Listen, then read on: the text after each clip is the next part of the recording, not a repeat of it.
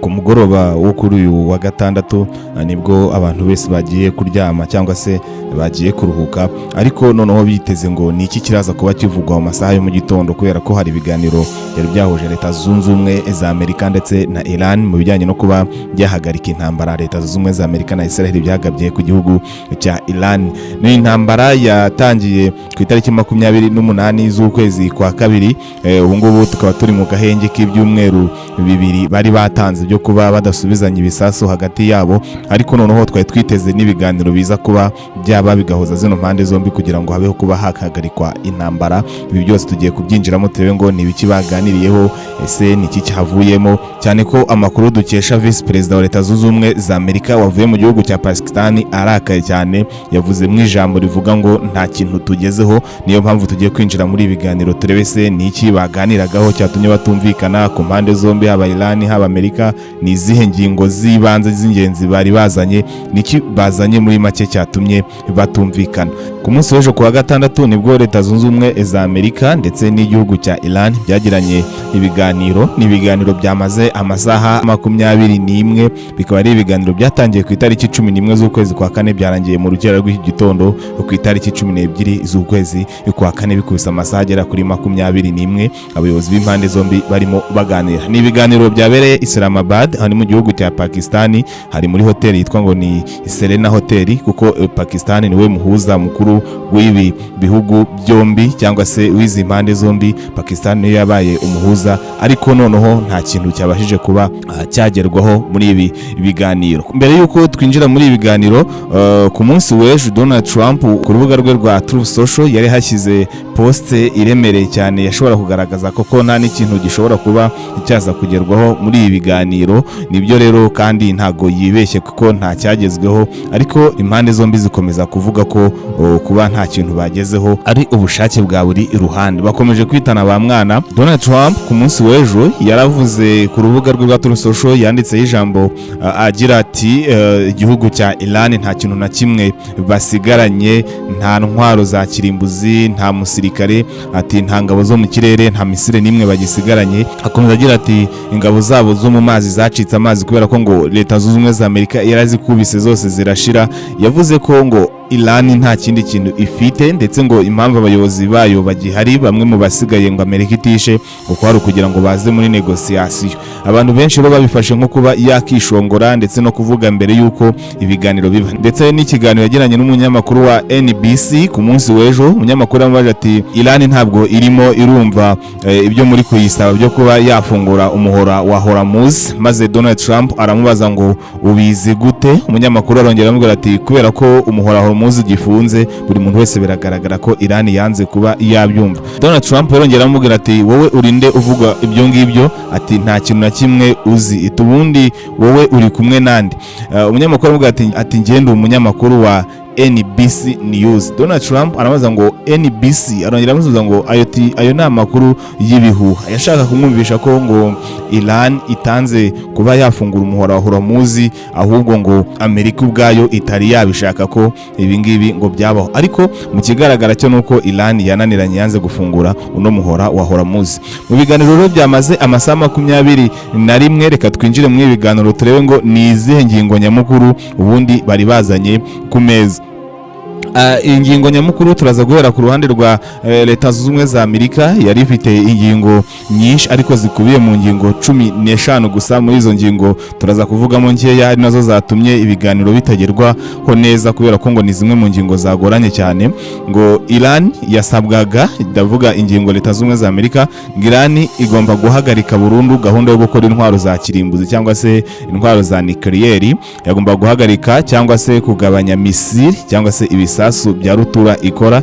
Ikagomba guhagarika inkunga ngitera imitwe yitwaje intwaro mu karere, ndetse ikongera umutekano no gufungura umuhora wa Hormuz. Izi ni ingingo zigera kuri enye Leta Zunze Ubumwe za Amerika yari yazanye igihugu cya Iran. Harimo n'izindi ngingo nyinshi, ariko izi nizo ngingo z'ingenzi Leta Zunze Ubumwe za Amerika yari yashyize ku meza. Iran yari ifite ingingo nayo zigera ku 10, ariko zimwe mu z'ingenzi zatumye ibiganiro bitagenda neza.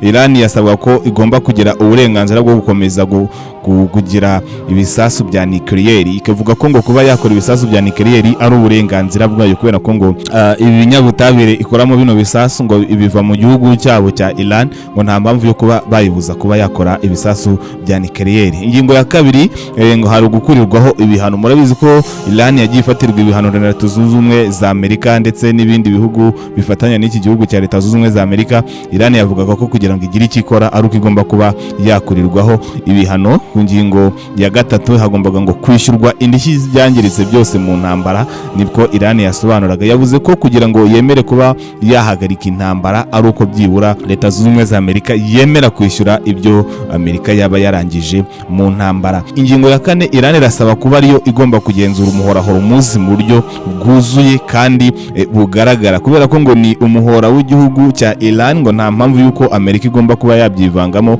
ngo ni umuhora wayo ngo igomba kuba yawugenzura. Nkwibutsa ko uyu muhora ari wo unyuzwamo byibura 20% by'ibicanwa byose bikomoka kuri peteroli bikoreshwa ku isi. Kuwufunga rero byatumye ibiciro bigenda bizamuka cyane, niyo mpamvu Leta Zunze Ubumwe za Amerika idashaka ko uno muhora uba wafunga. Iran yo igakomeza kuvuga ko uyu muhora igomba kuwugenzura uko byamera kose, mu gihe itawugenzura ntago bizumvikana. Ku ngingo ya gatanu yagomba kuvuga ngo ntago igomba kugabanya gahunda yayo yo kuba yakora za misile. Ibi ngibi nibyo Leta Zunze Ubumwe za Amerika itifuza ko Iran yakomeza gukora intwaro za misile, kubera ko ni zimwe mu ntwaro zengereje ibihugu biri mu burasirazuba bwo hagati Iran ikomeje kuba yaberasa cyane. Izi ni zimwe mu ngingo rero z'ingenzi zaganiriweho muri ibi biganiro, ndetse Leta Zunze Ubumwe za Amerika yo ikaba yanifuzaga ko ngo byibura Iran igomba no kuba yayemerera nayo ikajya kuba yagenzura umuhora wa Hormuz, ariko ibyo ngibyo Iran ntago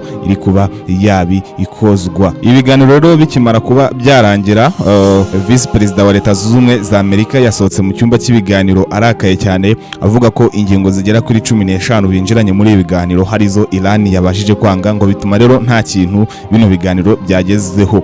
Mu yandi magambo, ibiganiro byahozaga Iran ndetse na Leta Zunze Ubumwe za Amerika nta kintu na kimwe byabashije kuba byageraho. Uyu Vice Perezida wa Leta Zunze Ubumwe za Amerika yitwa JD Vance, akigera hanze yavuze ngo amakuru mabi nuko twananiwe kumvikana, kandi ntekereza ko ari amakuru mabi ku ruhande rwa Iran kurusha uko yabara amakuru mabi kuri Leta Zunze Ubumwe za Amerika. Ubu dusubiye muri Amerika kubera ko tutageze ku mwanzuro. Twasobanuye ibintu neza, twerekana ingingo ntarengwa ku ruhande rwacu, ariko Iran yanze kuba yabyumva. Yakomeje avuga ko rero Iran yanze ingingo zitanzwe na Leta Zunze Ubumwe za Amerika zirimo guhagarika gukora intwaro za kirimbuzi zo mu bwoko bwa nucleaire. Ati dukeneye kubona ubushake ndashidikanywaho bwemeza ko bazahagarika gushaka intwaro za nucleaire. Iyo niyo ntego ya Leta Zunze Ubumwe za Amerika, kuko Donald Trump yakomeje kugenda abisobanura mu bintu bigiye bitandukanye. Ibisobanuro rero ko agahenge kari karashyizweho ko kuba bamara ibyumweru 2 batari kurasana bishobora ko kahinduka bitewe nuko n'ibiganiro ubwabyo nta kintu byagezeho.